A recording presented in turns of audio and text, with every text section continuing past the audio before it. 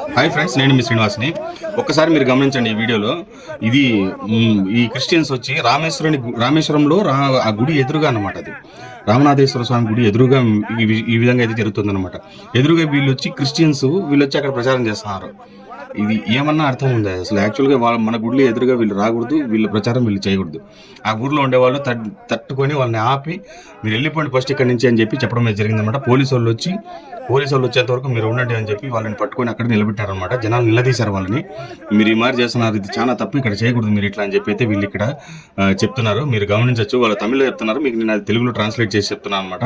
వీళ్ళు అక్కడ వాళ్ళు చూడండి, జై శ్రీరామ్ అని నినాదాలు అయితే చేస్తున్నారు అనమాట. అలాగే అయ్యప్ప స్వాములు వచ్చి వాళ్ళు స్వామి శరణమయ్యప్ప అని వాళ్ళు పిలుస్తున్నారు అనమాట. మీరు ఇది గమనించవచ్చు. వీళ్ళు ఇలా చేయొచ్చు అసలు చాలా తప్పు ఇది వీళ్ళు చేసేది. కానీ వీళ్ళకు ఎట్లా మనసు ఒప్పుతాంది ఏమనేది అర్థం కావడం లేదు. గుడి ఎదురుగానండి అది. నేను వెళ్ళున్నాను రామేశ్వరానికి, మొన్న రీసెంట్గా పోయి వచ్చాను. గుడి ముందర అది అసలు ఆ గుడి ప్రాంగణం ఉంటుంది కదా, దాని మేము బస్సులు మనం రైల్వే స్టేషన్ నుంచి బస్ స్టాప్ అదే అనమాట.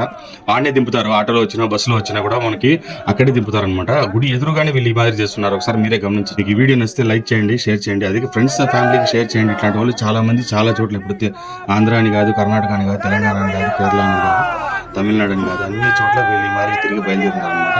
కాబట్టి ప్రతి ఒక్కరికి షేర్ చేయండి. ఇలాంటి వాళ్ళని ఖచ్చితంగా అక్కడికక్కడే ఎదుర్కోండి.